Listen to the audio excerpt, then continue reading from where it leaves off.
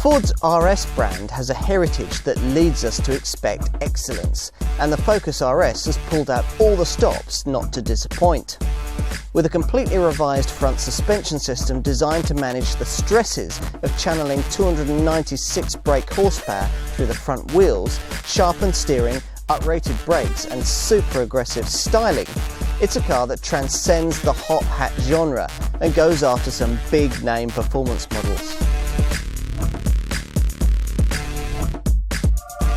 There are a select group of badges that, when spotted on the tailgate of an otherwise everyday car, virtually guarantee that it harbours serious sporting ambition.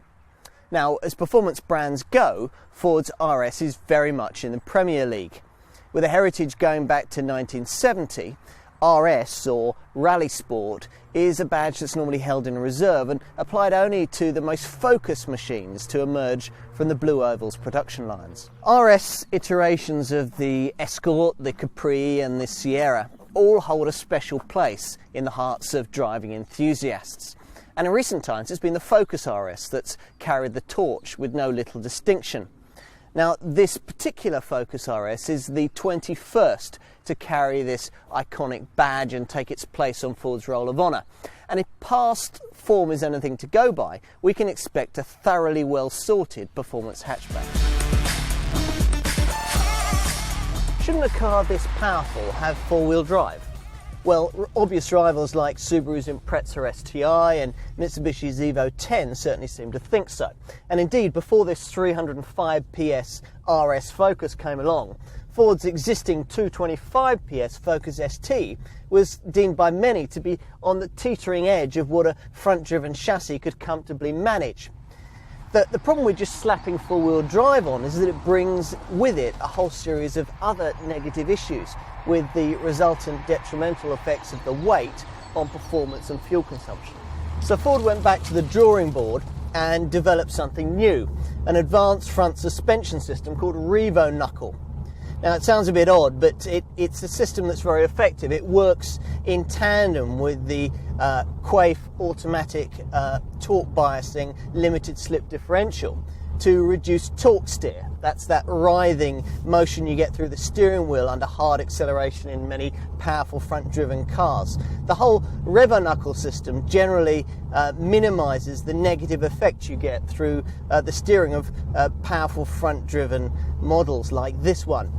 Now, the whole thing enables this RS Focus to maintain its poise and controllability under really rough acceleration. And it is rough. Rest to 60 takes just 5.9 seconds on the way to a top speed of 160 miles an hour. On the move, it's tempting to rev the 5-cylinder engine to over 7,000 RPM, if only to listen to its glorious howl. But it doesn't really make you go any faster. This engine's best work is done in the mid-range, from as little as 1800 RPM, where 440 Newton meters of torque haul you through the bends, many times without you even needing to change down. And if you do, it's generally only to listen to the wonderful popping and banging that you get through the exhaust. Should you get it wrong, you'll be pleased to know that a unique ESP stability control system has been specially engineered for this car, although you can turn it off if you're feeling especially brave on a track day. There's also awesome stopping power thanks to massive brakes. RS Fords have never been shrinking violets from a styling perspective. Fierce body kits and supersized rear wings big enough to hold a boardroom meeting around have long been the order of the day as far as these fastest of Fords are concerned. Now, the RS Focus continues that theme in its own muscle-bound style, confirming beyond doubt that this is no ordinary Focus. The front end is dominated by a huge angry intake carved into the front valance, and this, the grille and the slits below the headlamps are all filled with black honeycomb mesh. There are louvered air intakes on the bonnet, and there are more honeycombed filled vents just behind the front wheel arches. At the back there's the almost obligatory huge rear spoiler, and there's an equally big diffuser down at the bottom here from which the twin chromed exhaust pipes sprout. Now the car's planted stance comes courtesy of low side skirts and a track that's 40mm wider than that of a normal Focus. Of course, beneath the surface, the changes to this RS Focus are even more far-reaching. There are new springs and dampers, and a more substantial anti-roll bar at the rear has been fitted. Plus you get these huge 336mm front brake discs. You've also got 300mm items at the rear to help you bring all that power under control. Now inside, the cabin, well, it could feel a bit more special, but all the basics are in place. I particularly like these wonderful Recaro sports seats which clamp the driver and front seat passenger in during spirited cornering. You've got RS badging on almost every conceivable surface, including this specially designed 3-spoke steering wheel. The dials from the Focus ST have been carried over. There's a turbo boost gauge there. And the cabin's nicely trimmed with brushed aluminium finishes and this carbon fibre effect look. You won't need an ignition key. There's this simple power button just below the gear stick.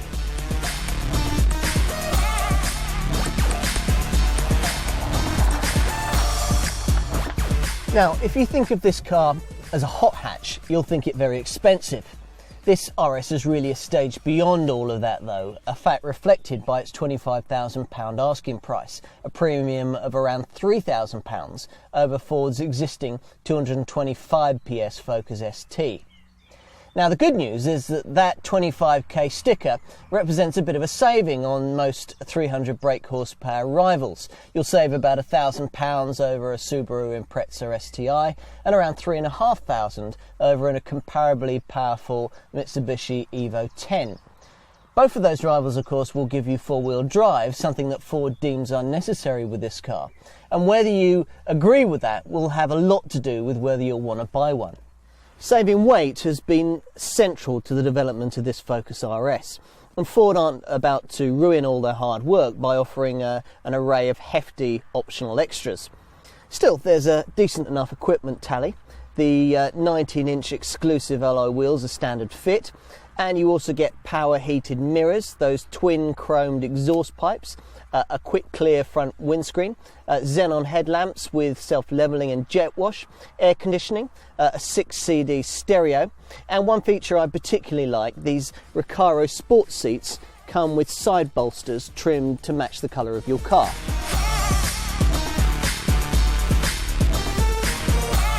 Now, you don't buy a car like a Ford Focus RS and expect to get away lightly in terms of running costs. Fuel economy and emissions are subjects you're likely to want to avoid whilst regaling friends with stories of the car's awesome abilities. Having said all that, the CO2 emissions figure achieved by this car of 225 grams per kilometre of CO2 isn't actually that bad. Neither is the 30.5 miles to the gallon combined cycle fuel economy figure. Although I'd suggest that if you manage to get anywhere near to achieving that on a regular basis, then you really shouldn't have bought this car in the first place. Insurance, of course, is not likely to be any sort of picnic, but you have to put this in the context of 300 brake horsepower supercars. And in that kind of company, the lightweight Focus RS is probably not going to be the biggest drain on its owner's resources. Residual values are likely to be pretty good thanks to the car's relative rarity. Just 8,000 are going to be built for worldwide consumption over a 2-year production run. Now, Ford has jealously guarded its RS performance brand down the years to the point where the public knows that any car bearing the famous moniker is going to be supremely capable. It's certainly a world away from the shopping hatch 1.6 litre Focuses at the other end of the range. Designed to sate the true enthusiast for whom a mere hot hatchback is too slow, this model takes Ford into an area of the market where front-driven cars rarely tread. Now, though in wet or slippery conditions, you'd still probably rather have four-wheel drive. In the dry, this model's clever front suspension works beautifully and gives the car a level of agility that some rivals can only dream about. A thoroughly well-engineered product to them, but given the badge on the boot lid, we never really expected anything less.